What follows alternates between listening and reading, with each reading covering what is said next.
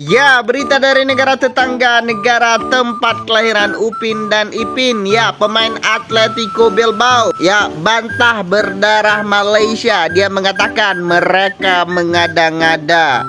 Ya, ini lagi dan lagi ya terjadi kepada pemain Harimau Malaya ini. Setelah dulu Ferdi Drive ya, kita ingat, kemudian beberapa pemain lain, dan sekarang pemain Atletico Bilbao. Ya, sebenarnya banyak banyak media yang mengangkat kalau dia ini punya berdarah Malaysia. Namun dia sendiri katakan itu bohong. Artinya memang nggak punya, atau memang dia menolak secara terang-terangan ya.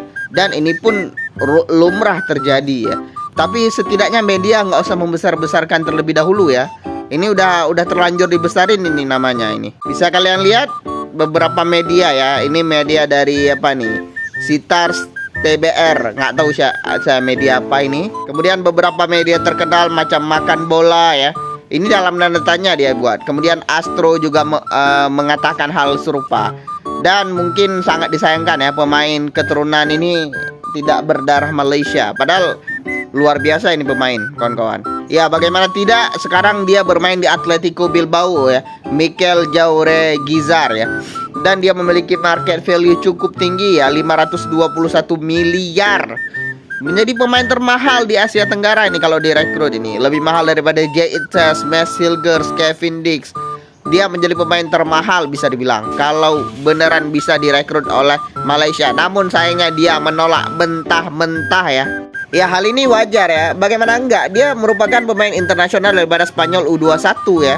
Jadi sangat wajar dia menolak Malaysia. Dan yang lucunya kawan-kawan, ketika media mengatakan ini berita bohong, ada netizen Malaysia mangatakan, udah banyak kok contohnya Ferdi Drive, John Brownhill, kemudian Jeff T. Betancur, kemudian sekarang Mikel Jauregui ya. Dibilang padan muka bila negara lain troll kita. Itu kata netizen Malaysia ya. Artinya dia bilang inilah hal yang sepadan, atau rasain tuh negara lain ngetrol kita, kata Lee Sen Fu ya. Ini sepertinya warga Malaysia ini. Jadi ya sebaiknya Malaysia boleh naturalisasi, tapi dengan kewarganegaraan yang jelas ya, keturunan yang jelas kalau ingin menaturalisasi. Saya mendukung, saya jujur mendukung.